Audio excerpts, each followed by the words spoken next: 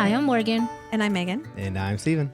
And this is the Synchrony Podcast, where we talk about transforming apostolic dating and ending loneliness in the church. Let's go. Yes. We have somebody else in the studio today, guys. We do. Actually, Hello. we have more than one person in the studio today, which is different. We have our dear friend Ernie over there capturing some beautiful footage and hanging out with us. Morgan, do you want to introduce yourself to the people? Okay, intros was not a part of the deal, but Yeah, we didn't prep you for the. I mean, we can introduce you if you want, but you might. Would you like Megan to intro you? that's probably going to be easier for my ego. I'll do it. So this is my lovely and very dear friend, Miss Morgan. And Morgan, we've gone to church together since, when did you go to college? Like 2007, 2008. Okay, so we've known each other for like 1,000 years at this point in Pretty church, much. in church time. Prehistoric. Yeah, for sure. And I would say that you are probably one of the loudest. You are probably one of the loudest champions of the project, but also like one of the reasons why the podcast continued out of its early phases of us podcasting in a grungy shed with our washer and dryer in it, because you would listen to the episodes and then you would come to us at church and be like, hey, this was awesome, and here's what I think about this, and we would have these like conversations about it afterwards, and I would get in the car and just cry out of like gratitude. She's not joking. Like Yeah. literally between your conversations with you and with Sean and with Ashley, like all friends of ours that you guys don't know, but they're great. It fueled us because it was like, oh, at least someone was listening. I will always be your number one listener. We love it. And I feel like you also bring just like a really interesting perspective on the single experience, on ministry, on the different like spaces that you've operated in. You've met a ton of people. I feel like, I feel like every time there's like an event or something, you'll be like, oh yeah, like I've met them before. Like I know them before. Like you've got these cool connections. I meet clients all the time that are like, do you know Morgan? I'm like, yeah, 100%. And they're all great. So you collect a great group of people. That's crazy. That's so news to me. Okay. Yeah, it's fine. You're like low-key famous, but whatever. And so when we were thinking about what to do for the 100th episode, we wanted to do something different and have it not just kind of like be us rehashing our thoughts all the time. And I was like, what better person to come in and bring a fresh perspective and kind of your own take on what we do, on singleness, on matchmaking. So we invited Morgan to come host our 100th episode. We're so excited that you're here. I'm excited to be here. I'm excited to do all the yapping with you guys today. Yeah. It's gonna be great. This is like, it's basically what we do outside in the church parking lot, just in air conditioning with chairs. That's right. Air conditioning's good. Yeah. Especially in Florida heat. Yeah. For real. Less mosquitoes too. Yeah, absolutely. But yeah. So we didn't give Morgan any instructions or like help with this. Chaos is about to ensue, guys. Yeah, it's gonna be great. So we were just like, we're basically we asked you to interview us in whatever form or fashion you see fit. Morgan's also, I forgot to mention this. Just sit there and look beautiful while I talk about you. Morgan's also a poet and an artist in her own right, and has a wonderful like sort of command of written and spoken word, and like thinks deeply and beautifully about things. So I was like, okay, this is going to be so cool just to have her like run with wherever her thoughts take her. So we basically don't know what you're going to ask us, and I'm pretty pumped about that. Are you afraid? No, I'm excited. We are fueled off of this kind of stuff. So Yeah. we're excited about it. Yeah, it's going to be great. I'm excited. Yeah. I might trip up a little bit, but I'm excited. No, That's it's great. okay. It's fine. We'll make Steven edit it later. There's no worry. So, I have a question, and I want to preface it with a story from the very beginning of the Synchrony project in its totality, right? I remember coming back from a trip and watching way too much TV and coming up to you and saying, hey, I've been watching these matchmakers on Netflix. And I was obsessed. I had watched like 3 different seasons. Yeah. And then Megan goes, huh? So I have this thing that I'm thinking about. Yeah. And from that point on, I was engrossed in everything Synchrony before it synced together. What would you say would be the biggest difference between episode 1 and right now? Oh man. Comfort.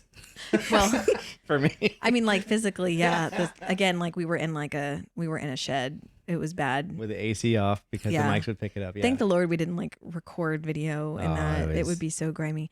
I think so when we started the podcast, we hadn't really started interviewing people or like doing consultations with people, I think. So our perspective on the single experience was pretty narrow. And I mean, we talked to like friends, you know, we talked to people, like we talked to you, we talked to friends from different churches who were in a single season, and we had little windows into their experience, but we hadn't had the whole body of like data from everybody, from all of their stories, to really kind of paint a picture of what was going on. And frankly, like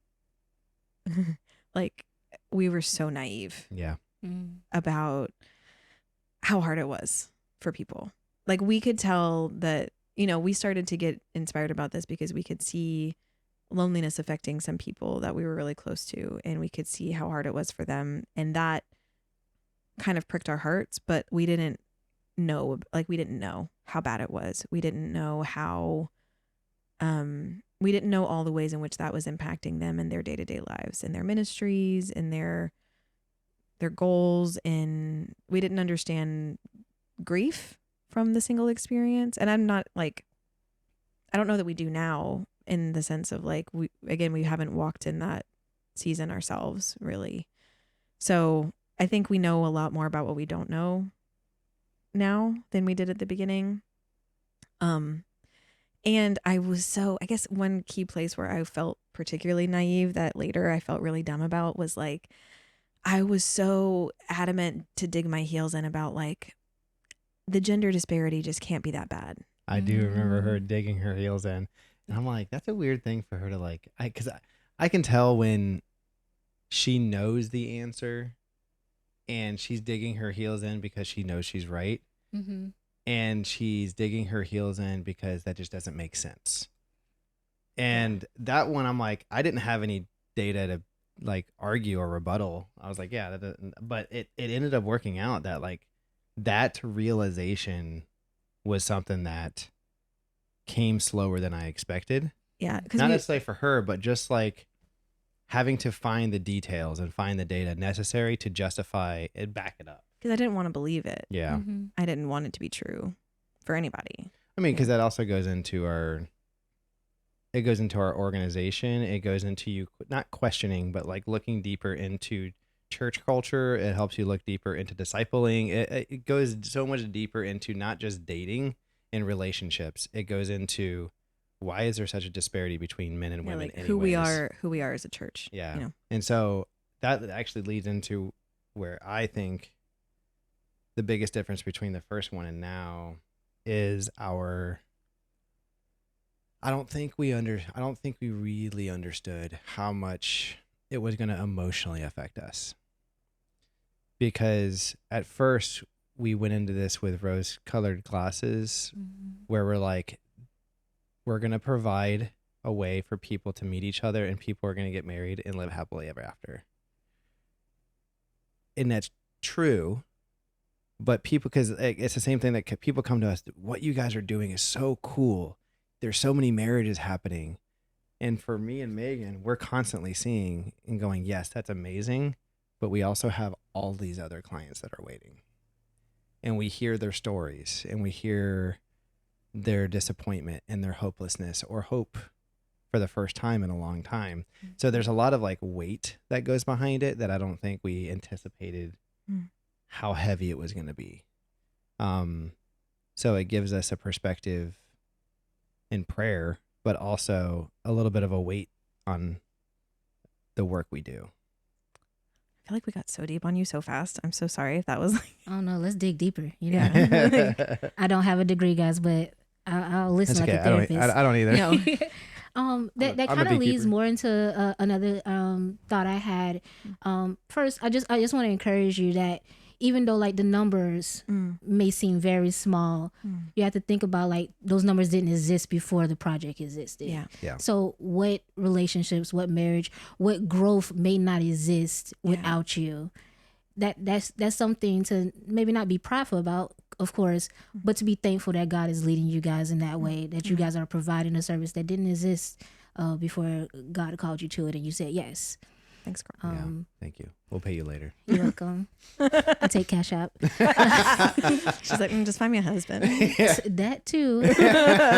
Talk to me later, guys. I'm in the comments. Yeah, that's right. Drop your number below. Hello. Instagram below. This is the speed matchmaking Yeah, there you version go. of it. That's what. No, This is how we're transitioning. Synchrony. yeah, we're transitioning to this model. This is the next phase. Yeah, I love it. Amazing. You mentioned a couple of different things, but I wanted to pinpoint maybe the area of what changed you. Like, have you seen your relationship change? How you view ministry change? How you view the project? Has that changed over time? Yeah. Yeah, so much. Gosh. Do you want to think about that for a second? I have. Do you have thoughts? I do. Yeah, you go ahead. I'll mull.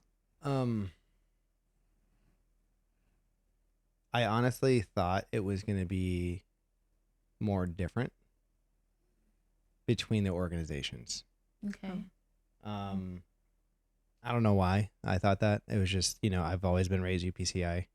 And so my world is UPCI, all the events, the district conferences, the state conferences, national conferences. And I expected for some reason that when we went to the other organizations' conferences, there was going to be more differences. Mm-hmm. And they're struggling with the same exact thing. But what's funny is the problems that we're running into, not problems, but the roadblocks and the speed bumps that we've been running into with Synchrony, I fully expected to be just an apostolic thing for some reason. But now we're looking deeper, and I think it's just a human thing. I was like, oh, this is a lot bigger than I thought. Holy smokes. And I kind of expected apostolics to be different. And we are in salvation and all these other things. And there's a lot of things that we can go into with that, but I don't know. It's so crazy how deep to the core it is as a human that we're like, oh man, we're addressing a lot bigger of a problem. Yeah. I think, so this actually goes back to something we were talking about before we started recording, which is like framing of Synchrony as a ministry, which I have been squeamish about doing since the beginning. Sure. Right. So when we started it, I was very much framing it in my mind as this is a service, right? It's just like, like Dainty Jewels, right? Or like an apostolic creator who's making custom Bibles, right? It has a spiritual goal and a spiritual influence, but it is a service provided to apostolic people primarily. And that's how I was framing it in my head. Like, this is a service. This is it's a way to edify the church. Yeah. But like in the same way that like we serve each other, by supporting each other's businesses or whatever, you know what I mean? Like, it was more about the apostolic community supporting the apostolic community. I think there was a point, and I don't know, it was probably a whole series of things that made me feel this way, where in my mind, it really shifted from this is a service to this is a calling. Like, this is a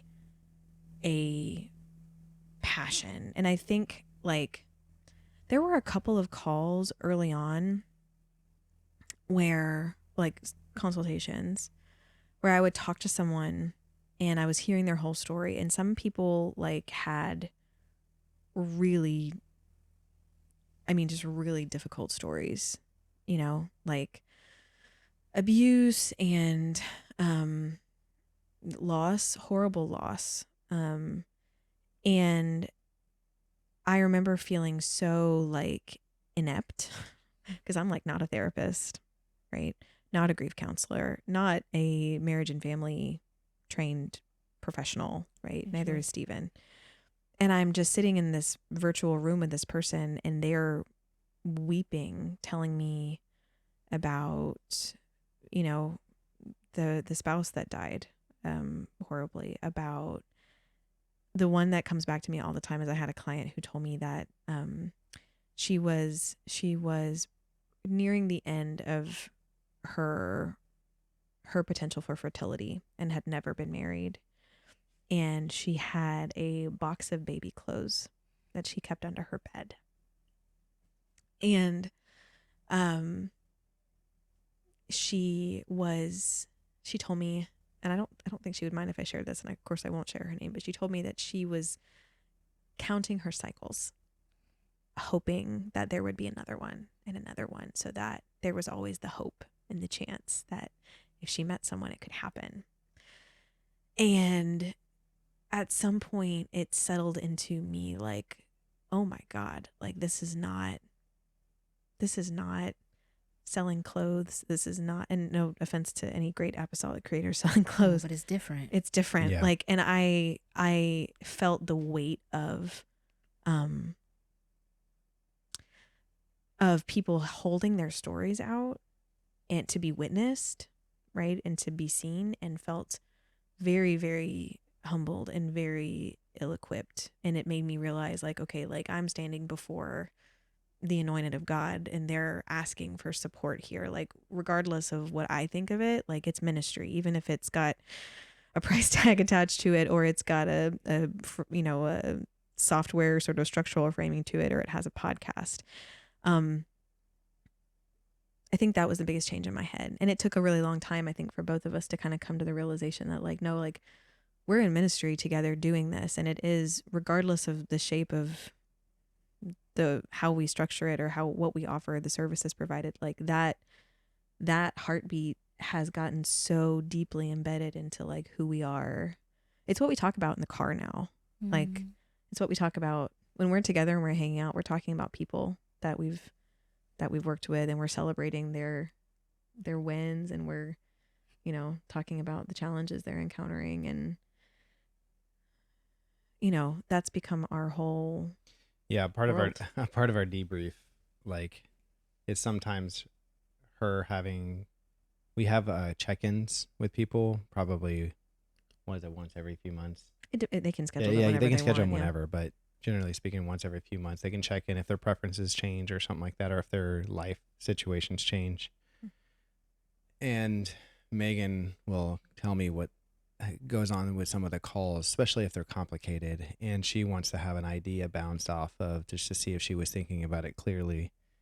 And we find ourselves just talking through our clients' lives, and seeing the perspective of it in such a beautiful way, but also in a way that, like, I know that they're sharing a vulnerability about their lives that I know that a lot of these people don't share with anyone else. Mm-hmm. Because when you're talking about wanting to get to know a spouse and getting to know someone, you have to be vulnerable in order to give her the best information to be able to find you someone. Mm-hmm. So we see parts of people that have not seen the light of day in a long time. And so we feel honored to do that. But also that's where it kind of shifted from being just a business to a ministry. It scared me because I was like, Lord, don't let me mess them up. Like, don't let me, not, and I'm not taking credit for anyone's relationship choices or whatever, right? But that weight of like, God, like, don't let either of us get the wrong idea about how we serve your people, because it felt like God was allowing us to sit and hold space for his people. He made you a safe place for a lot of people. Yeah. And it was like, man, like there's a weight to that burden of like, we're so honored. And so I mean, it's not even about letting people down, as you don't want to make it harder. You don't want to do something that makes it more difficult for people to live in the truth when they're already having a really hard time some days, So I'm grateful for that weight, because I would never want it to be something that became like transactional. Flippant, very much not. And because marriage isn't, and finding your spouse, that brevity is like important. It keeps you grounded, but also gives you a reason to be more diligent in what you're doing. Right. It's like motivator. You said, it is a motivator. I would love to hear some of your first interaction stories. Like, what is the funniest first date that you've heard from your clients? Okay. Let me see if I can. I don't know if some of these we can share. No names will be disclosed. No names will be disclosed. I'm going to cloak all identifying information. So like it's like pretty common for there to be like technical issues at the beginning of a date, right? Like it's almost like it has to happen. Like it's almost like someone's got to accidentally join the call late or early or something, or it doesn't quite work or whatever. So there's been plenty of varieties of that. There was, let's just put it this way. Gentlemen, modesty matters for you too. And also camera placement. If you're gonna Absolutely. if you're gonna position your camera below chest level, right? Like, on a coffee table. Like imagine that you're something. sitting on a couch and there's a coffee table and you sort of put your phone down here. First of all, put your phone lower than your face, not a great angle to begin with. Like not flattering. Guys Just and girls, that's not a good angle. bring it up as close to your face as you can. Like face level is great, right? People don't need to see up your nostrils in general. Well, it doesn't matter how in shape you are. It just looks like you have a double chin. Right. Nostrils are always going to be nostrils. They always gonna be That's nostrils, right. right? There's no But double chins are not always double chins. Touche. Yeah. Sometimes you have a snatched jawline normally, but then like you're like in the in the Google Meet, and that's not the greatest first impression. Like it says nothing about your natural attractiveness. It's just not positioning you correctly. But we definitely had one call where I had a gentleman who was wearing particularly tight pants. And the camera angle was just that. It put his date in a really, really uncomfortable viewing position. He was man spread, and his pants were too tight. I was trying Let's to just not put it get that way. explicit. Anyway, so like, and it was one of those things that Megan had already left the call. well, like I saw it happen, and I'm not gonna like call it out on the call, right? Like right to him, because it's all of us are in this like, room. hey, dude, close your legs, right? And I can't like I don't collect everyone's phone number, so I don't always have people's phone numbers where I can just like text them. So I'm like, and I'm trying to be like, like make like gestures, So like you couldn't wingman on this, like, hey. No. And I was not. trying to think of like, can I ask him to get up and go get something and move him, like, maybe whatever, but I wasn't fast enough to like figure it out. Like I couldn't quite, I was panicking. I was like, how do I, and then I'm like, I don't want to make it obvious because maybe it's not as bad to her as it is to me. Like maybe it's fine. Right. So I just abandoned this poor woman in there, and she knows who she is, and I love you, girl. And I'm sorry.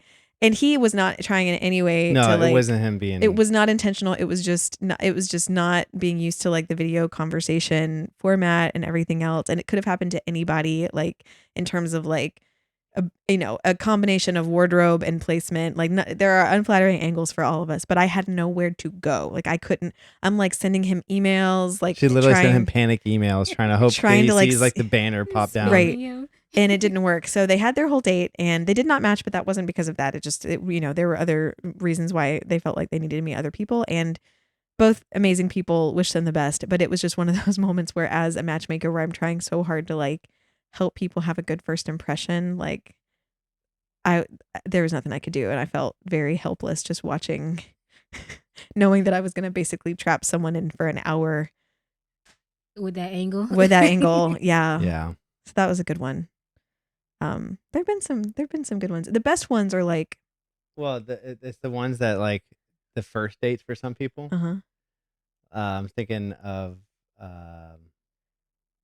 when they're like at the end of the date, when one person really likes the other person and just automatically assumes the other person is on the same page. Actually, so awkward. Oh yeah, well, this one happened to work out, and they're now married. Yeah, it sometimes works. So this was Max. A win's a win. Yeah, we'll take it. This was Max. It worked in his favor this time, but could have been perceived as creepy if it was not reciprocated. Yeah, this was Max and Rhea, and they're fantastic. And that was actually really funny because Max got on, like they both got on the call looking like really polished and like whatever. I think he was wearing like a button down. Yeah. She was wearing like, just like a pretty dress. Like they looked great.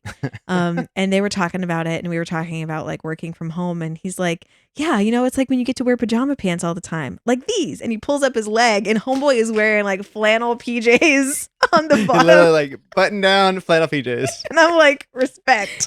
And so that like started off the whole tenor of the date though. And they were laughing and joking, and it was amazing.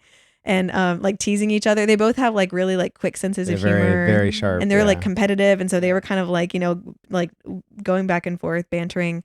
And at the end, I'm like, okay, guys, do you have any, last questions you want to make sure you ask before we wrap up? And he's like, well, I'd like to ask for her number.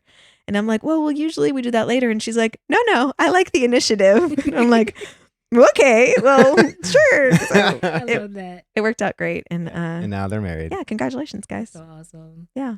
So have you ever matched someone and you knew this was going to be it? It was going to be like the best version of Cinderella, not the creepy version. Oh, gosh. And then you got on the call and it was Shrek. The vibes were not there. Yeah. Yeah. Yeah. Yeah, I think so. I have this problem where I'll be looking for matches for someone and I'll come across like a prospect.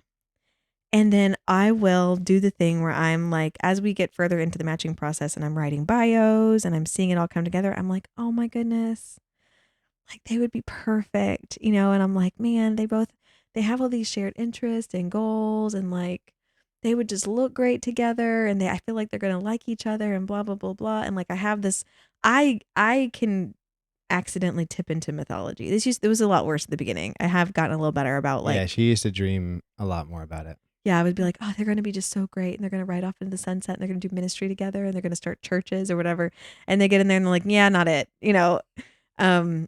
So or she'll walk in and she would walk in. And mind you, I get the other end of the stick where like I see her dreaming and then I see her right after the call. The realization. And she's like, that did not work. Yeah. that was not the one. Yeah. If anyone has like misinformed feelings that like I always know like that someone's going to be a good fit for, like, no, like it's not, it's there's some guesstimating happening, right? Yeah. Or she'll walk in and be like, he really liked her, but I can tell she did not like him. Yeah. Like it was, you can kind of tell the vibe. Yeah, you can, and there's a difference in the start of the call because like I'm only there for like the first 10 minutes of the beginning of the call, and like everyone can be fine or whatever, but sometimes I'll come back and it was kind of cold at the beginning, but by the end they're like laughing and joking and it's amazing. Mm-hmm. Or sometimes it's amazing at the beginning and I'll come back and everyone's like, okay, well have a good night, and like it's very people's eyes are checked out, Yeah. So you can kind of gauge the room.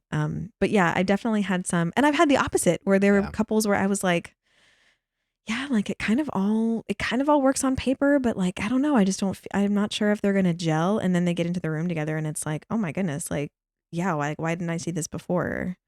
So yeah, it goes both ways. Yeah. I was wondering, and I think I can say this because I'm a proud member of the pipeline. Hey, once again, Morgan's information will be in the comments if you want to look QR code with all of commercial guys. I promise you. Yeah. I'm a very short woman, and I know that I asked for very particular things at first. Have you found that what people say they want tends to not be what they actually need? Yeah, very often actually. Yeah. So if you had to number them like in the top three, none of us need someone who's 6'1", Morgan. Like genetics, man. If I'm 4'11", the hope for my children to be average size 6'5". You're like 6'5". Yeah, but like not to be like that person, right? Like you understand the ergonomics of how you have to make those children with with someone who's 6'5". I just want to call that out as a challenge. Not even the super spicy stuff. I mean, you got to kiss them on your wedding day. Like you're gonna have to climb up a ladder. Jesus made step stools for a reason. Or the really tall heels. Yeah, I mean that's like one example. I think that I'm sorry. The first place I thought you were going was a really spicy stuff. So the fact that you even had to give that as a caveat, I know our listeners immediately went there too. I apologize. We're among friends. I mean, like, but it's like, I mean, you got to think about those things. I guess you shouldn't. Never mind. Don't think about those things in Jesus' name. Okay, it's great. Erased from my memory. It's okay, guys. Yeah, perfect. We're still holy over here. All right. So the other things that like, so hold it together, babe. You can do it. I'm just staring at the ceiling. It's usually me saying this stuff. I just hang out with Morgan. I just become a freer version of myself. Yeah. I think people, so a lot of times people will, and I think all of us do this, like we fall back on like tropes, right? So one of the best examples is that women often will say like, I want someone who's an amazing listener, who's really emotionally intelligent, who wants to be a dad, right? Who's really passionate about having family, wants to be like an active father, someone who's attentive to me, someone who like understands my needs, can meet me where I am. We love it, right? And I want him to be really, really, really conventionally masculine, like rough hands, sporty, doesn't play video games, is like really like outdoorsy and whatever. And all of those things can coexist in that miracle Christmas tree salesman from the Hallmark movie. Like they're like, we've met guys who are a really interesting balance of emotionally intelligent and aware and, lumberjacky, right? But oftentimes, like the way that people are socialized in their lives and the things that they gravitate toward are going to enable them to step into certain areas of strength and diminish opportunity for others, right?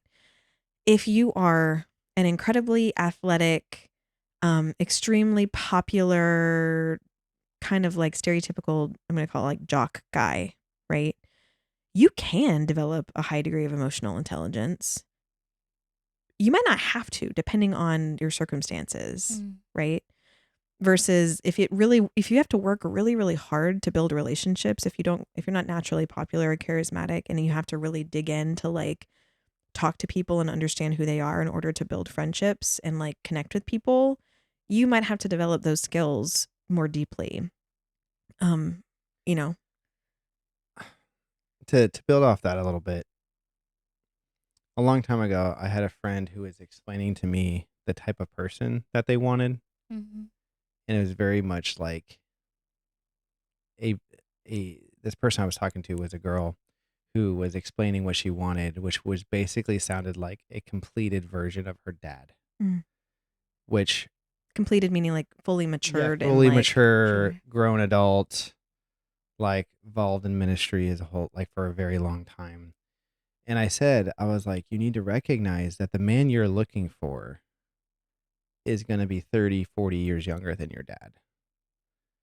And your dad 30, 40 years ago didn't look like who he is now. And I think a lot of people do the same thing where they say, I want to have emotional maturity. I want to have the good listener, the masculine, all these other things. But they're not taking into account that they're not complete yet. All those things are learned. All those things. And a lot of it is years of wisdom of him being married and learning not to say stuff and learning when to say stuff and how to be soft when he needs to be soft with his wife and how to stand up when he needs to stand up to protect. Like, these are all things that are learned through time. Yeah. And she's looking for the guy that she's looking for is at an incredible disadvantage because that guy probably doesn't exist, because that guy would require years of experience first. And so it's one of those things is I think guys and girls both do this, is they build this fairy tale man or woman of who they want, of someone who is already complete, air quotes, complete. Yeah, like you have to be willing to put up with, and this isn't to say that you should date someone who's like a project, right? Because like no, there's another slippery slope there where like you could be like, oh well, they have potential, and like I could bring the potential out, and that's another myth that women tell ourselves all the time, right? Like if I'm just a godly woman around him, like he will want to be godly, and he'll be the spiritual leader, and like, but he now he's like every flirt to convert. Yeah, right now he's like barely going to church. So like you can go the opposite way too, but I think like if you, depending on the qualities you're aiming for, you sometimes have to say, does this person have a growing collection of these things that I can see they're putting effort toward, right?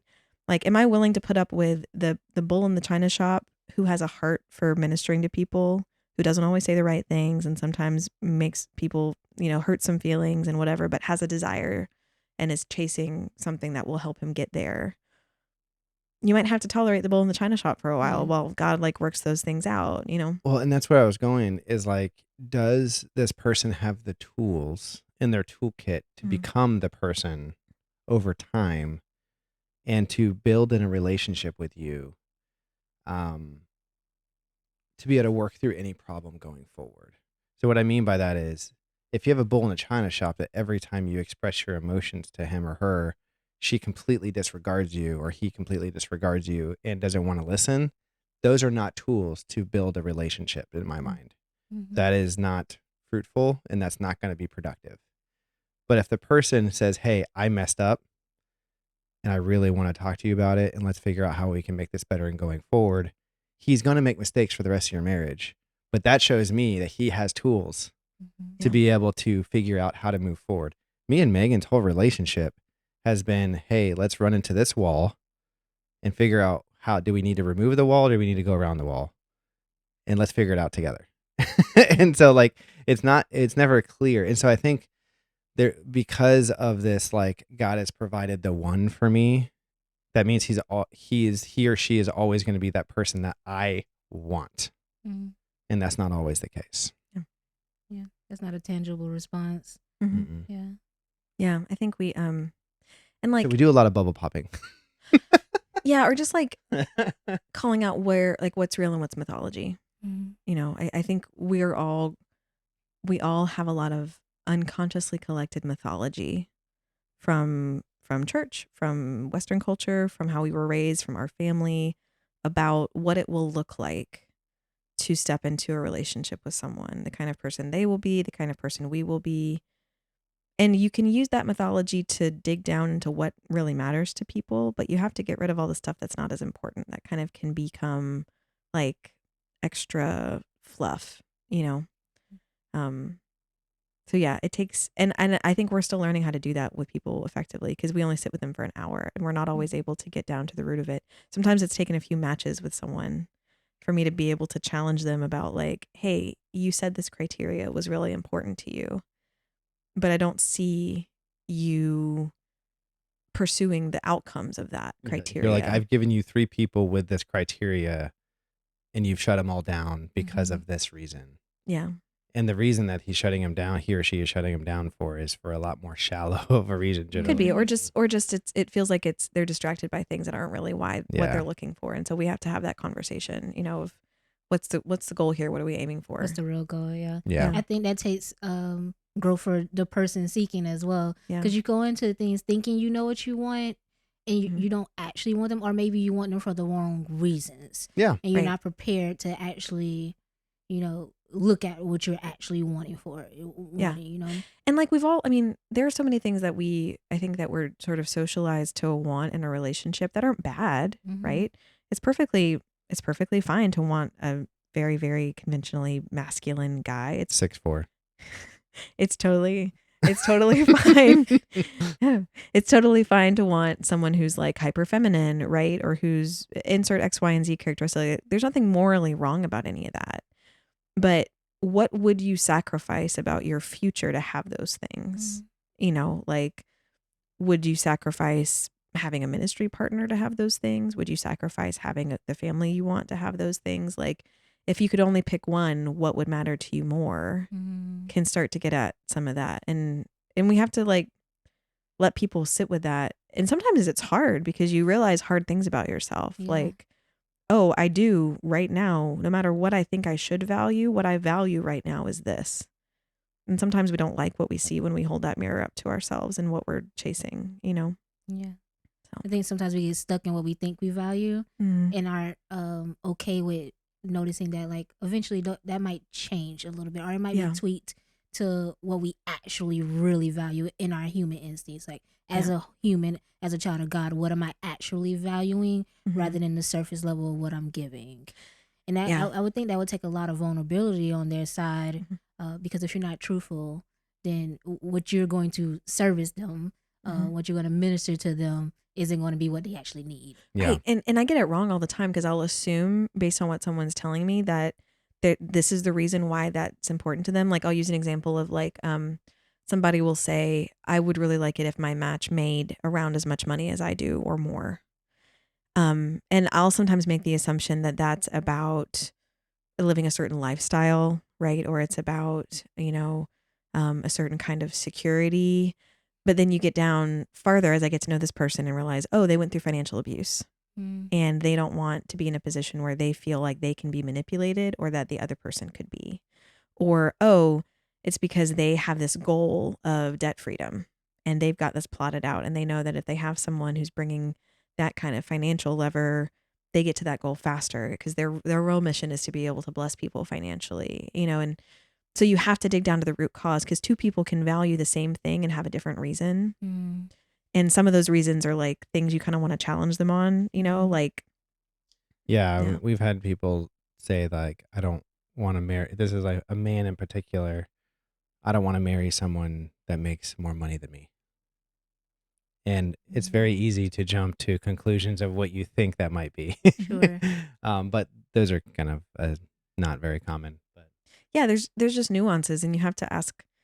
I think we're still learning how to ask the right questions to get to like, why is that the thing that matters to you, and is the root of that, what does that reflect about the person you are, and is that the person you want to stay in your relationships? Like, do you like that that's what you value right now, or do you want to change that, and reevaluate what matters? And that's like a bigger question than like, who are you going to date, Yeah, that's a far bigger question. Yeah. You mentioned running through walls together. And I thought matchmaking can seem very niche or confusing to some people. And with this being new, as far as I know, you guys are the only apostolic matchmakers in existence. If there's more of them out there, we need to set up a conference call, because we could pool our resources. Yeah, there needs to be a collective. Yeah. But I'm have about you that, though. found that term matchmaking has been a wall that you guys had to run through, and in what way? Yeah, I don't know if it's the right term, because I feel like we need our own term. But then coining a new term would require indoctrinating everyone in what that term means. Yeah. So matchmaker, like, I think typically, indoctrinating is not the right word, but like, I mean, that's not the wrong word. I drink the Kool-Aid. Yeah. I feel like matchmaking has connotations that aren't helpful to us, because it feels very like, the first one is obviously like Fiddler on the Roof, right? Matchmaker, make me a match. So they're all like traditional, old-fashioned kind of like what's the word I'm looking for? Dowdy kind of connotation. Or I also think that there's a part of it that thinks of arranged marriage. Yes, where it's like, oh, I'm giving away choice. I'm giving away control. Yeah. Right. So we spend a lot of time like reframing the word to be like, no, it's like working with a realtor, or working with a fishing guide, or whatever. Mainly for the men. The women don't care. Yeah, because I think women like the idea of having somebody in their corner, because it's hard out there. Yes. Yeah. Hard for men too, but I think they're under more pressure to do it themselves. Yeah. I do think that matchmaking has raised brows of ministry sometimes. And I don't think that's a bad thing, because I think like our leaders, they're got to be the watchman on the wall, and they have to be looking out for their saints. And I have been exposed to so much crazy dating stuff on the internet as a result of starting this, that we really do need pastors and leaders that are very vigilant over their flock when it comes to what they're involved in dating, and the spaces that they're in, and like the tools that they're using. Like, we need that. So I'm not mad whenever a pastor's like, this seems weird, like I need to do a little more digging. We welcome that, because I do think it is something that should make people want to do more research. Yes. I think. Well, and we're very fortunate and blessed to have Pastor Tony that has backed us this whole entire time. Yeah. And he's, I think, helped get, like, pastor has literally just sent us screenshots of like a pastor from like Nebraska or Arizona or wherever. And these are random states, by the way. They're not specific details, but have said like, hey, is this legit? Is this real? Because I might have people I want to send their way. And pastor's like, yes, absolutely, it's real. I believe in them. And if we didn't have that, we would just be some crackpot like people on the internet that are just trying to match people. But we have amazing pastor who's been backing us too. So I really think it's been a real blessing to have his support. It does also, here's the other connotation that gets in the way. It does also, it does feel a little bit magical, right? So like if people have like, thanks. If people have tried like the dating apps. You're so cute, guys. I can't. We're disgusting. If people have tried like the dating apps and the Facebook groups or whatever, right? Like they've been through the ringer on trying to meet people. He's dating. I'm sorry. Pause. Yeah, bring it on. I love y'all. I love my apostolic brothers and sisters, but the dating groups on Facebook, Girl, say it. God bless those admins. I know y'all are struggling in these streets. Their crowns are going to be heavy when they get to so heaven. many casting jewels before the Lord, because the people they need Jesus. I've only been in one Facebook group. Like we got invited to join one, and it was, I think, one of the more fringe ones. Like it wasn't like one. It wasn't like Maps. Everyone knows Maps. It wasn't one of the really big ones. Shout out to Maps. Great people in Maps. But man alive, just the little window of stuff that I saw was so toxic. It left me feeling sticky. Like when I came, you know what I mean? Like I'd go scroll through the group. She's like, I need to go take a shower. Like she's like, it very much gives. I need soap in a loofah. Yeah, and therapy. Yes. Yeah. Well, they need therapy. I mean, after some of it, I was like, I gotta go pray. Might be a little traumatized. Yeah. A little bit. So if someone's like been through all that, like the idea of a professional, we're totally professional. We totally know what we're doing. Air quotes are just for, illustration purposes. But the idea of like a professional who comes in and like does it feels like the silver bullet, right? Like, oh yeah, like this person's going to be able to come in and use like magical back door behind the scenes kind of insights and find the perfect person for me. Right, like you're a fairy godmother or something. Which I would love if I could do that. Like I would love if people came in and sat down and told me 5 facts about themselves, and I took out a magical book and flipped it open, and the name and address of the person that they were meant to be with was right there. Like that'd be great. But I'm not a soothsayer or like a diviner, right? It's just the nitty-gritty of like, let's look at all the people we know and all the people who want this and this and this and this and kind of weigh it out. And it's messy. So I think it can be hard there too, because I think, especially like if they have watched the shows, like, because like, girl, I watch those too, not gonna lie. If I watch them because they make me mad, not because I think the matchmakers are doing anything wrong, but because like people ask the dumbest questions on those shows. You know really what I mean? Do. I had a grand time looking at them be dumb. I know, and I'm like, y'all are on TV, like. You trying to find your husband and like you're paying gajillions of dollars to do this and you're getting flown all over the country. Like maybe like ask if you want kids. You know what I mean? Yeah. Like ask the important things. They're like, do you like Not sushi? what's your favorite color? Yeah. They're like, yeah, like what do you like to do for fun? Like you can find out that you can figure that out later. Find out what their 401k looks like. You know what I mean? But but like I think because like in the shows, right? Like you got this episode and you meet the single girl at the beginning. And then the next time you see her, she's meeting someone. And this person is like 70% what she's looking for. And there's a couple of question marks, but he's genuinely perfect, right? Doesn't matter that there have been maybe 6-9 months, a year in between those two people or what's been edited out. He wasn't the first one she actually met. Yeah. Right. Yeah. So there's a kind of like cinematic like magic to it. And I think the shine wears off really quickly when people kind of start working with us. Unfortunately, like I think we have to pop some bubbles sometimes about how it's going to go, but right. So pop a bubble. Yeah. What is the dating myth you want to crush right now? That there's soulmates. Yeah. There's no soulmates. Like like don't we think there is, you're not waiting on the one. There's no one. Don't we think? There's way too many people in the world.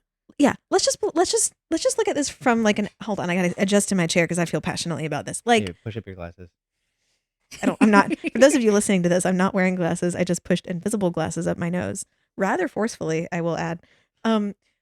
Like, don't we believe that a loving and all powerful God who divinely gifts us with his word, where there is no word out of place, right? We know that there is intentionality, that every word is delivered by the Holy Ghost, right? We know that the scripture that we have is the embodied word of God for his people.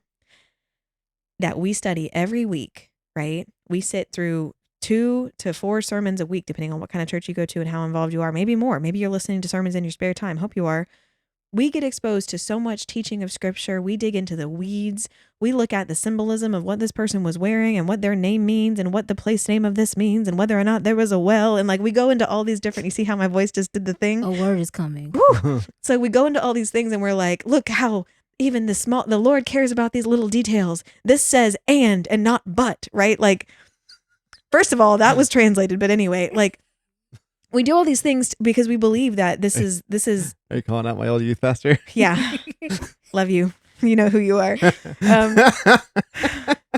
You're like, listen. He says 17 synonyms. Like, and I don't think that we should, just personally, I'm not a theologian, I'm not a pastor. I just want to say that I don't think that we should frame a whole sermon around a conjunction that doesn't actually have a direct translation in the original language. But that's just me. Anyway, so if we're gonna take scripture as the divinely inspired word of God, don't you think that the Lord, who said that he gives good gifts to his children, who said that it is not good for man to be alone, who said that it's good for men to seek out a wife, don't you think that he would have told us if there was only one person and he would have told us how to get there?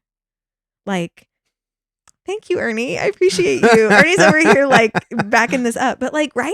Like, wouldn't a merciful, all-powerful God who was so explicit with how Israel had to wear the tassels on their clothes, like, don't you think he would have been like, oh, by the way, there's a soulmate, and here's steps A through Z to locate this person? Solomon really tried finding the one. Solomon really did. He found a couple of ones. He's like, no, this ain't the one, but I'll still have a baby with you, and then this ain't the one. Yeah, but you're here, so like, where do we get that idea? It's not from the Lord, for sure. You know what I mean? It's Prince Charming. You're not the one, babe. I know. Prince Charming wasn't that charming though. He's think true about it. Yeah, it depends on which one, but none of it. Oh, they're all a little creepy. Like, climbs up into a tower, kisses you to wake you up, that you never met before. Creepy. It's a whole essay case. Yeah, for real. Yeah, it goes back to, for those who have listened for a long time, that was one of the biggest things that took so much weight off of my shoulders when I was talking to my pastor about if it was God's will for me to be with her after she broke my heart and came back to me. If y'all haven't watched this episode where they go into very beautiful narrative details of this, please go back and watch it. It's like, was that the I think it's like 2 and 3. It's like really early on. We're sweating in the. It's okay, guys. There's 100 episodes. Binge watch it. It's new Netflix it's fine. show. Yeah, it's good for you. It'll only take like 6 days of your life. Yeah, it's fine. Actually, hold on, wait. While you're gathering your thoughts, one more thing. I just have to rant about this for one more thing. The other thing about this that bothers me is that, so we have this idea that there's a soulmate, and then we go, and it's the Lord's job to bring me that person. Yeah. Like the Lord is DoorDash. Like, I'm sorry, where in scripture does it tell you that being a good Christian means that you deserve a perfect person who's not gonna, like, a complete version of themselves? Right. Like, you're like, I've done all the right things and I've been a good little Christian person. Ergo, when I get married, God is going to drop that person in front of me and they're going to be perfect. And they're never going to make me mad. And we're always going to know how to communicate. We're always going to have the same As opinions. if we're that perfect person in ourselves. Yeah. As if. Yeah. But do you know how many people we run into that are looking for that, but they don't know how to say that about themselves? Yeah. It's a whole like plank and moat in your eye and stuff. Yeah. But like the idea that it's not just the idea of also soulmates. Goes with physical preferences too, by the way. Yeah. It's not just that it's the idea of soulmates. It's also that it's this idea that a soulmate is someone God gifts to you. That has kept so. I saw a divorce lawyer talking about this on YouTube. Like he like there's some like YouTube platforms that basically like bring different people, like professionals in that are experts in a field and like ask them questions from the internet or whatever. There was one where it's this prominent like super rich divorce lawyer out of like Hollywood or something, who knows.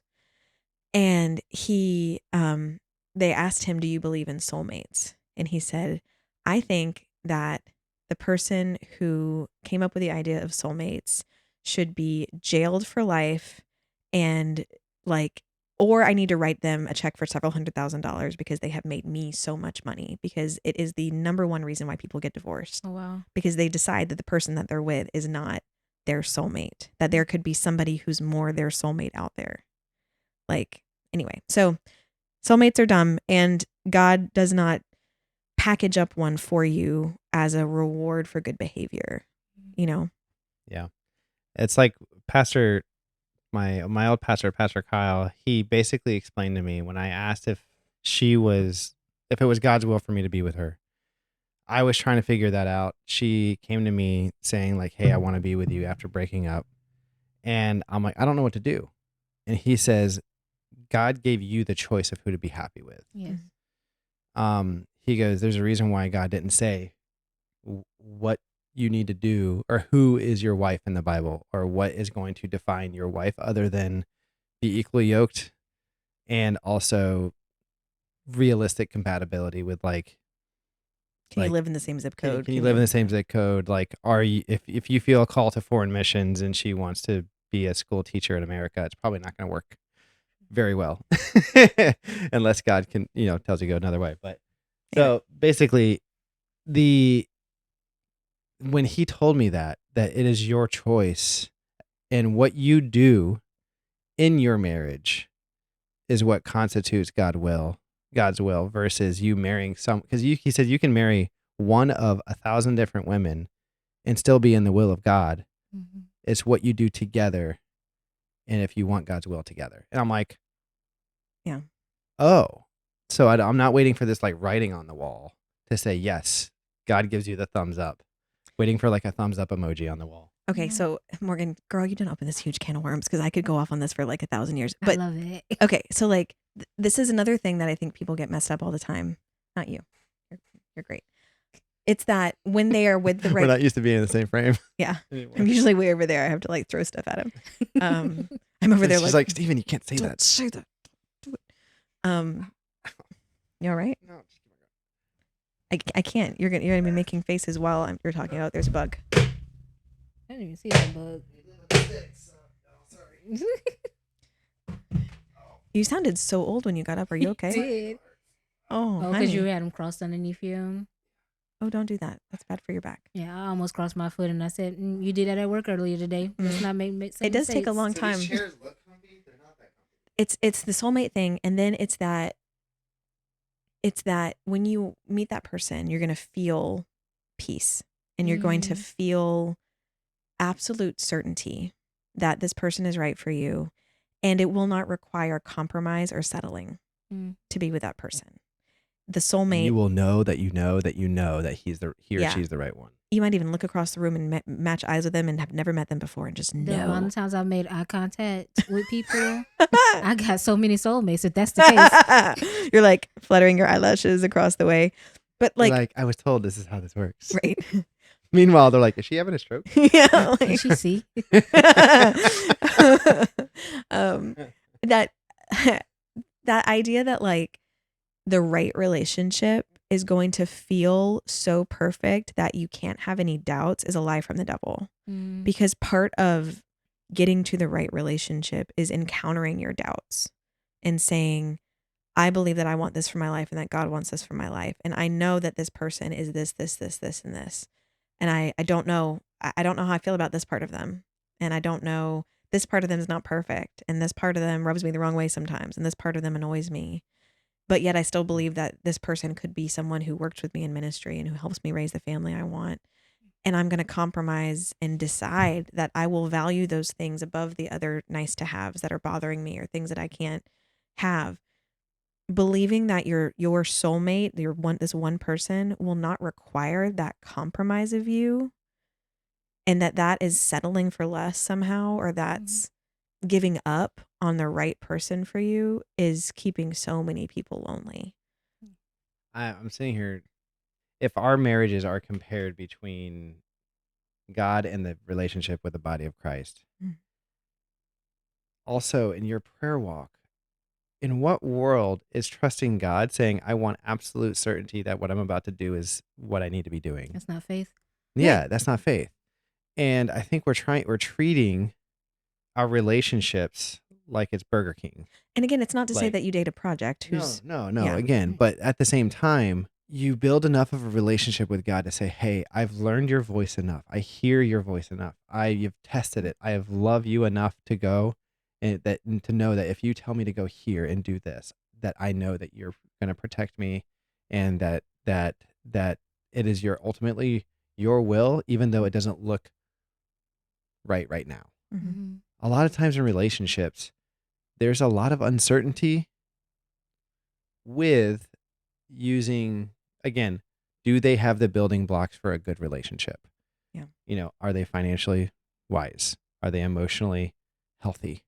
Do they treat their parents? Do they respect their parents? All the things that you're looking for, the building blocks, the values that we're talking about. do they have this core foundations? But what they're going to look like in 20 years is going to be very different than what they look like now. Right. It's going back to the whole, like, the one, man. It's like, it drives me nuts. Yeah. Anyway, that was a very long answer to your question of what myth we would burn down. All those myths, all of those interrelated myths that are cousins of each other that we inherited from the world. They didn't come from the Lord. Yeah. Yeah. And I feel some kind of way about it. You should feel some kind of way. We should all really feel some kind of way about it. Yeah. Like, can we like get a little mad?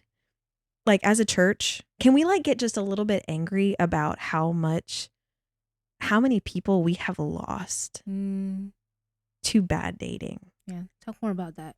Like we did, we kind of like ran some numbers, and again, we were using Brother Chat GPT, so take all this with a grain of salt. But like Brother Chat. The Reverend, like, he's the Antichrist. Yeah, the Reverend Elder Brother Chat. But so we did this little analysis where we were looking at, okay, given roughly like the growth that we know about that happens in the UPCI, the stats that we have on gender, the stats that we have on sort of the gender disparities in the American evangelical churches, right? We have data from different sources and all those things. If we put it all together, the picture that it paints is that we're losing a large number of potential church members in growth, population growth that we should see as a result of healthy families creating more apostolic people, but also as a result of those healthy families doing ministerial work for the kingdom and driving evangelism and creating space and populating our churches, right? You can't, it's very difficult to go plant a church in a city and not ever have an apostolic family show up to help support you in that, right? We lose, it was crazy when we crunched the numbers, because I looked at the numbers and I realized every 2 years in this sort of model that it broke out, we lose the equivalent of the stadium of North American Youth Congress. Oh, wow. Every 2 years, we lose that in potential growth that we're not realizing. Because a family's not being formed. Yeah. And we're losing men often. We're losing women to this too, but we're losing men early to worldly relationships, to dating outside of the church. And we're losing them often because of these sort of ideas that we allow to sneak into our culture through Hallmark. It doesn't have to be through pornography. It gets packaged up to us in Christian romance. Unrealistic expectations. Yeah, it gets packaged to us, no offense, from our pulpits sometimes. Because leaders, like, y'all, this is my favorite one. I love when a leader gets up and is like, I was a young evangelist and I walked into a church that I'd never been to before. Yeah. And I looked across the room and I saw this woman and I said, that's my wife. And I'm like, brother, statistically speaking, you were the young evangelist behind the pulpit. That was the pastor's daughter. Maybe, just maybe, like sort of responded to like, and you were both heading in the same direction and you happened to be in the same acreage for a couple of days. That's not destiny. That's statistics, right? We perpetuate those even within our church from the mouths of our own people. And those quiet mythologies are telling people. They're meant to be cute. They're not meant to be harmful. Right. Yeah. But the collective of them creates this mythos. Yeah, you hear it enough, you start to believe like that's the way that it's supposed to be all the time. Yeah. Right. If all of these ministers I look up to had this happen to them this way, then if I want to be like them, then that has to be the way it has to happen. It's that, and it's the Disney influence, and it's the Christian romance, and it's the Hallmark, and it's TikTok, right? Like I remember there was this whole phase of like, how people's I fell in love with my best friend and I surprise kissed them videos went viral for a while. Do you remember that? Or like my promposal video went viral, right? Like there's this virality, this like addictive nature to seeing these beautiful love stories that are constructed by our own imaginations. It doesn't mean that it's wrong to have a love story or to talk about it, but we've substituted that ideal for the biblical ideal of what we're looking for. And it means sometimes we ignore the biblical ideal. We set it aside because there's this big old shiny golden calf of romance sitting in front of us that we're sacrificing to, And it's like, I'm angry about that. Not at people, because it's normal for us to want love, and that's how love is packaged to us today. So it's not that people are trying to do this and they're failing, but I'm angry that we have allowed that to sink its claws so deeply into us, into me. I'm angry that it happened in my life. I'm angry that it happens I'm angry whenever I talk to a woman who is 45, 50, who has missed out on her chance to have biological children because of that myth. It's not just cute. It's destroying lives. It's destroying families that were supposed to be gunning for the kingdom. And it doesn't mean that God can't bring something beautiful about, right? But I'm mad that that's been stolen from us. And we should all be mad that that's been stolen from us. I made Morgan cry. Guys, me making our friends for a reason. I know. Well, the hard part is when the ministry that's also leading churches also believes that myth. And that's not, I don't want to throw our no, ministry under the bus. We're not talking, we're not trying to talk ill about it, but a lot of times they will preach to their congregation out of fear of losing their saints, generally speaking. They will bring a husband or a wife to you here. God's going to provide you that person. God's going to have enough faith for you to stay here and not go look for anyone, because realistically, they don't want to lose their saint. Yeah. Or if maybe it's not that, they genuinely believe that is faith, not going out and looking for anyone. That someone will walk through the back doors and that will be your husband or wife. We've had multiple women specifically come up to us who are in their late 50s, said, I've never dated once in my life. And they lived in a rural town in a not very populated state where there was not many churches close by for them to fellowship with anyways. And they said that I was told that if I were to go look for someone at a conference, that I'd be out of the will of God. Yeah, that stigma is very prevalent. Yeah. Yeah, and I'm like, you are in your almost 60 and you're still, she literally had never had a serious relationship in her life. And she's not the first one we heard that of. I'm just using this as an example. And I was just like, we've got to stop believing this myth. This is not biblical. Yeah. And it comes from a privileged standpoint. If you do get to go to Bible college, not that everyone at Bible college meets somebody, we know that. Yeah. But if you do get to go to Bible college or evangelize, where you're traveling around to lots of different churches, or you're well connected with ministry and ministry friends who you can go attend their events, and you're connected to a whole network of apostolic people, your chances are better. Yeah. Because the way that we actually connect people really is through community. It's through building ties. And when you are in an apostolic environment where the community is rich with prospects, and you're conventionally attractive, and you hold some kind of authority, or you're coming to the table with a lot of apples or oranges, go back and listen to that episode if you don't know what I'm talking about there. You're bringing a lot of potential into the matching space. You are at an advantage, and your experience does not represent the experience of most of us. And if you're a certain race, you're at an advantage. And if you're a specific gender, you're at an advantage. And if you live in certain states, you're at an advantage. And it doesn't mean it's guaranteed. No, but all of those things can stack up to position some people in our culture much better in terms of who they have available to them as dating prospects, and other people, they are positioned much worse. No fault of their own, nothing they can do to control that. And we have to start recognizing that in order to make this make more sense. We have to start intentionally building those community bridges to connect people, whether it's matchmaking or through some other avenue, because it does not just happen organically. Anyway, I could rant about that all day, but I think we've internalized the experience of a privileged few to be a goal when it is an exception. Yeah. Yeah. What would you say to those who've been waiting a really long time, and they're still waiting? Maybe there's hope is slipping a little bit, and they might be listening today. What would you say to them? I'm sorry. I mean, I'm not saying that from a place of I'm sorry, because I do. I mean, let me be honest. I feel a level of personal responsibility for that, and it's not all within my control. we're doing the best we can, I think, with what we have. You absolutely are. I appreciate you. But at the same time, like I don't want people to be waiting either, like, and it's one of those things where I wish I had an hour a week to call every client to check on them. Cause I know it gets hard at night. I know it gets hard on the holidays. I know that it gets hard for them when they have to go to big family events alone, when their friend, I work with people who are the friends of people that have gotten married through Synchrony, and there is no one for them, but there was someone for their friend, and that's hard. And I want to be able to call them and talk about it, and I want to be able to, I want to have that space for them all the time.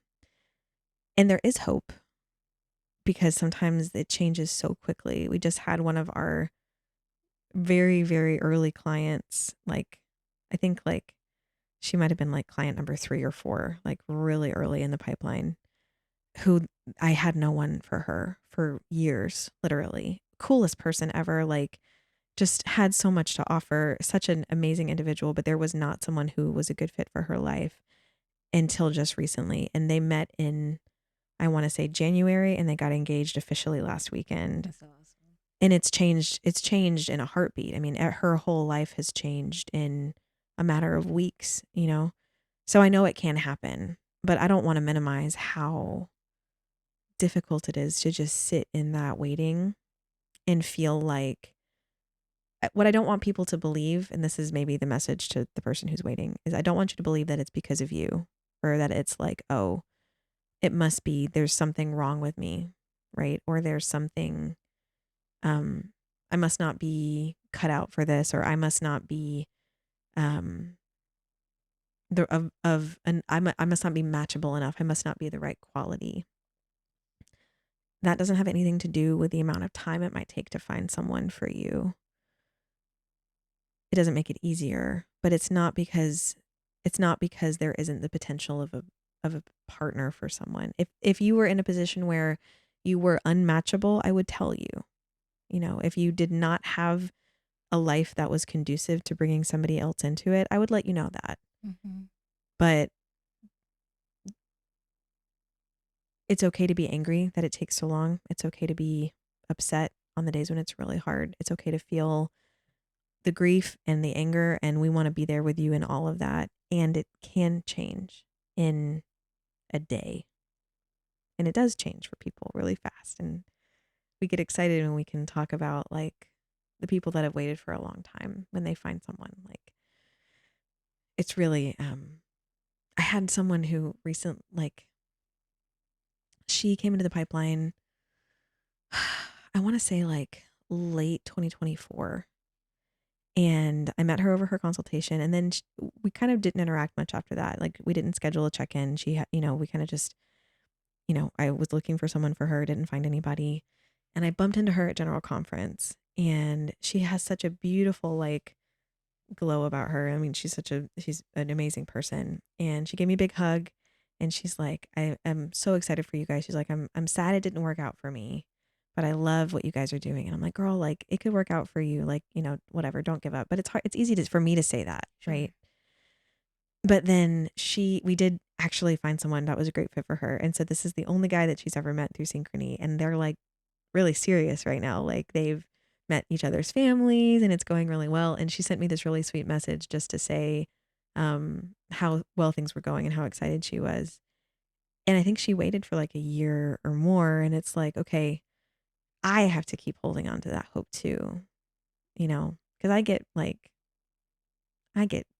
sad about how long it takes. And I'm not trying to play the pain Olympics or like make my pain sound more than theirs, but I want it to be happening faster, but it does happen. But in the beginning of this episode, I talked about the emotional weight.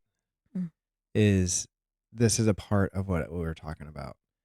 When we first started Synchrony, everyone was getting hope again, and we were seeing everyone's joy and hope, and that was intoxicating. Yeah. And now we're several years into it, and we have some clients that haven't ever met anyone. Lots of clients. And lots of clients, yeah. And not lots, but lots. Lots. Yeah, proportionally. lots. Yeah. Quite most. And or they've met someone and it hasn't worked out. And we're starting to see people, like unsubscribe, or they email us and say, hey, like, I have a, different financial priority right now, and I can't do this right now. And, which which is totally fine. And we totally understand, but we're starting to see a point where sometimes the hope might fizzle out. And where once it was intoxicating for them too, because they hadn't felt hope in a long time, we're starting in some cases to see that hope disappear. And that hit us pretty hard. Yeah, it's we haven't had, and the thing is most of the time, I would say 98% of the time, it is very positive. Hey, I believe in what you're doing, but I just can't do it right now. And there's a couple that are like, hey, this is a waste of my money, but not very many. It's more just, it's not even the tone or what they say. It's that I don't want to be a source of disappointment for people who have had to spend a lot of time feeling disappointed. Yeah. Like, you know what I mean? Yeah, I can understand that. And it's like, and I'm not trying to like, it's not about us at the end of the day. I'm not trying to like make us the center of people's experiences, right? Because singleness and the ups and downs of it are way bigger than like our vantage point into people's lives. But I don't want to add to that heaviness, because for some people it's really heavy. Yeah. For some people it is life and death heavy. It's, do I get out of bed today heavy? And I never want to be adding to that weight. If anything, I want people to come away from whatever interactions they have with us feeling, if not hopeful that they have a prospect, I want them to at least feel really seen, But God's taught us a lot about, it's also Him training me, because like my biggest fear is disappointing people. Like core fear is. She's in therapy. I have a fantastic therapist. Shout out to Jen. Love you, Jen. She's also my therapist. Hey, Jen. Yeah, we're sorry. No. With funny part is we see her in separate sessions on the same day. So we get in. I go in at like 10 and Megan sees her at 4. And we're talking about mostly different things, but like there's plenty of overlap on that. So I'll be like, hey, did Steven fill? Yeah. I'm like, did Steven fill you in about A, B, C, D, and E? Good. Okay, great. So I'm just going to start it at this next one. Okay. I'm like, we have to catch her up. God bless that woman. She will also have a very heavy crown when she gets to heaven, I think. But yeah, so I think like God is teaching me to release that fear to Him a little bit, and just kind of, we just have to do our best, I mean, that heaven it means something to you. Yeah. I would probably be a little afraid if it was kind of just brushed off your shoulder, like onto the nets. Yeah. Yeah. I want to go to your wedding, Morgan. I want to go to everyone's wedding. I want to go to my wedding. Ernie's like, I want to go to your wedding. Like, I want,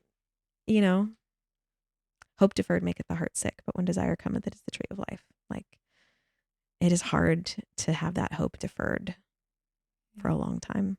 And if it's any comfort to anyone, our hearts are sometimes sick with you. That doesn't make it better. Yeah, we're not saying we understand your pain.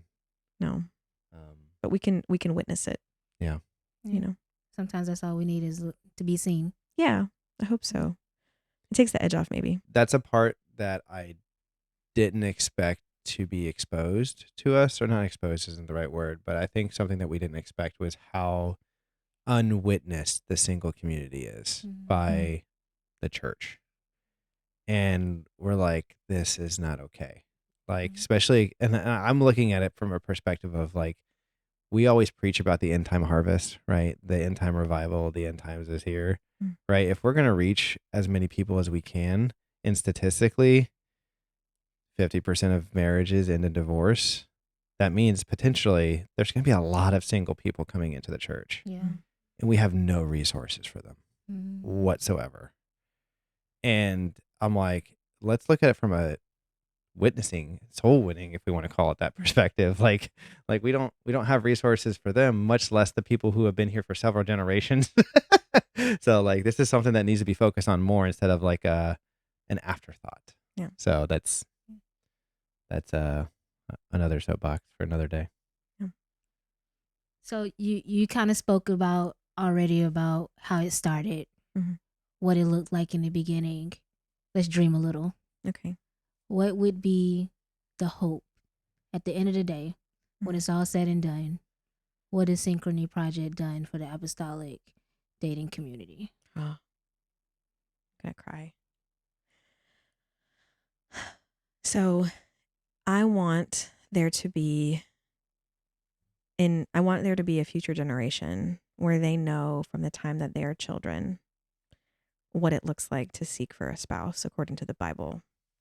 And I want them to be shepherded and discipled to look for a spouse that points them toward kingdom work, right? To look for a spouse as a form of testimony, as a form of submission, not as just crossing a line into becoming a grown up, or not as to fulfill your own love story. I want there to be generations of apostolics in the end times who believe that marriage is a sacramental step that allows you to operate in proximity to ministry and proximity to God in ways that are more challenging in single life. I want them to see it as a thing to be done in a really, really intentional way. And I want every church to have someone who knows how to guide people on that, whether that's their pastor or their singles leader or their youth team or their in-house matchmaker. Hello. Love for that to be a thing. Mm-hmm. Like, I would love for I would love for us to have our own language around dating. I would love for every church to understand, here's what healthy dating looks like. Mm-hmm. Here's how we build it into our young people. When people come into our church and they are filled with the Holy Ghost and they start thinking about whether or not they want to be married, we have a playbook to help them understand what that looks like as apostolics. Here's how apostolics pray. Here's how apostolics fast. Here's how apostolics dress. Here's how apostolics marry. Yes. I want it to be part of our identity. I want it to be something that is just as normal to us as tithing, just as normal to us as what we put on our bodies. And not world adjacent. Yeah. Mm-hmm. And Like so if unique. we should date and marry like an apostolic. I want, because dating in the world is also horrible and getting harder. Mm-hmm. And I want people in the world to be able to see the beautiful companionships forming in our churches. And for that to be like a testimony in of itself, like look at these people, look at these happy people, look at these beautiful families that are working together, right? That are they put their hands into the field together. Look at that unity. Man, that's something I want. Not just to come, not like as a means to an end, right? But as an inroad. Yeah. I want that. And I want young people to grow up with the confidence that they can get, that they don't have to do it by themselves, that they don't have to figure it out alone. They don't have to be ashamed of their desire to be in partnership. And I want them to see through the mythology from the very beginning. I want them to be able to name it. Yeah, I think it's ending loneliness is the end result of transforming the dating culture, right? But the transformation has to happen at every level. Like, we all have to realize that it's got to look different than what we were trained to do. So yeah, and that would probably take longer than we'll be alive to get into every facet of our culture. But I want that. Somebody has to be a catalyst. Yeah. The thing is I want the divorce rate to be drastically different than what the world's divorce rate is. Mm-hmm. Yeah. We shouldn't be marrying out of convenience and then realizing how bad of a mistake it was. We should be able to know how to identify that. And this should be something that should be taught. And I want our kids to have it differently than what we have it. I want to stop losing our boys. I want to keep our boys.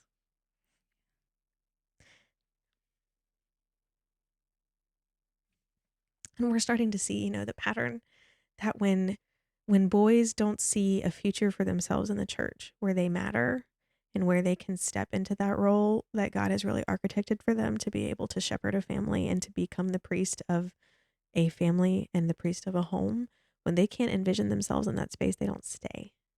Or when there is a version of them in the world that feels safer and more comfortable than the version of themselves in the church, they don't stay.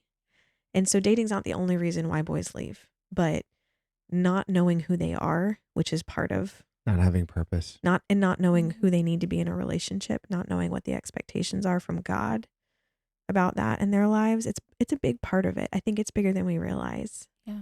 And I want to keep the boys. I want our Sunday school right now is like So many young, beautiful so boys. many little boys. I mean, like my daughter all of her friends are boys. Like it's this huge thing. And I look at them and I pray over them and their parents that God will give them wisdom when they're teaching them how to find a spouse. Because I don't want to lose the boys.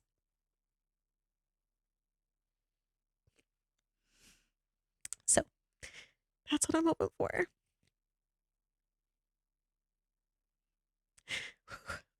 The hard thing is I just thought about this and it just hit me like a ton of bricks. Think about all the boys right now that are Sunday school age. Statistically, there will be 50% of them or less. If we're not intentional. It's easier to think about it when it was our youth group, like, because we can justify it. Oh, they made dumb choices. Oh, they didn't have a father figure. They yada, yada, yada. But now when you put it in the perspective of a kid that we've helped love into the kingdom and see their innocence, and to know that it could be less than that, 50% of them will be there in the future in the church.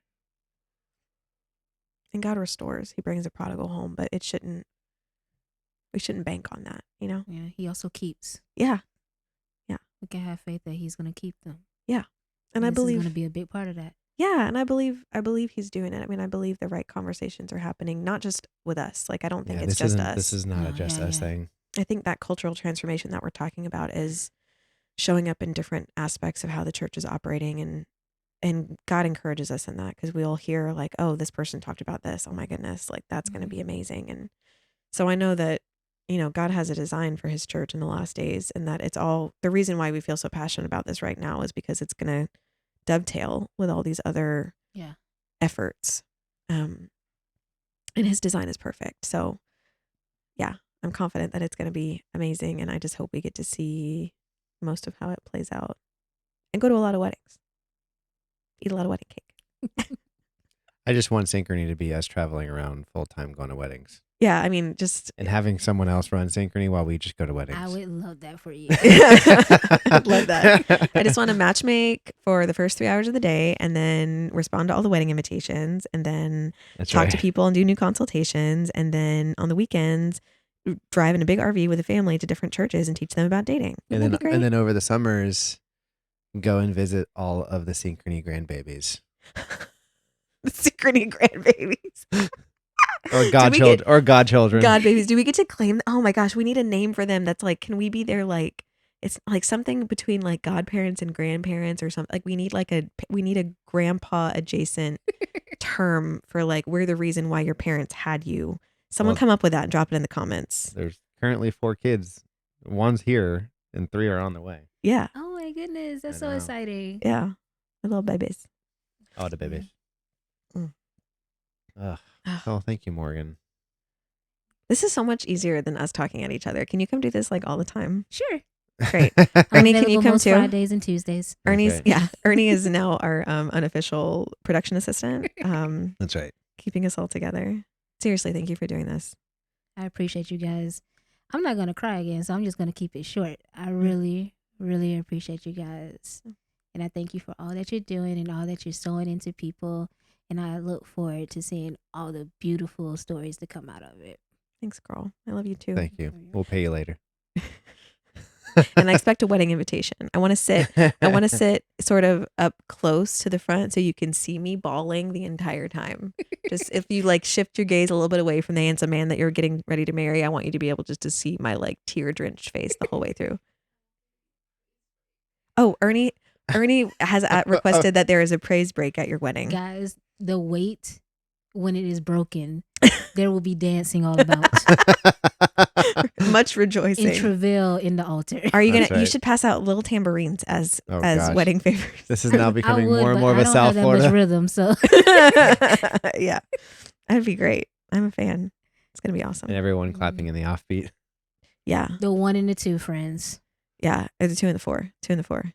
I'm gonna trust them on the 1 and the 2. Yeah. just as long as it's the same distance apart. Catch a beat. Any of the beats. Just one. Just one's all we have. Just catch one of them as it's going by. Just see if you can just catch it. I love you, girl. Yeah. I love you. Thank you guys for hanging out with us for 100 episodes. Yeah. Woo-hoo. 100 episodes. 100 episodes. Can't wait to see what happens next. Yeah, we're going to have to figure out something really exciting now because I feel like next week, if it's just us again, it's going to be like, but Yeah.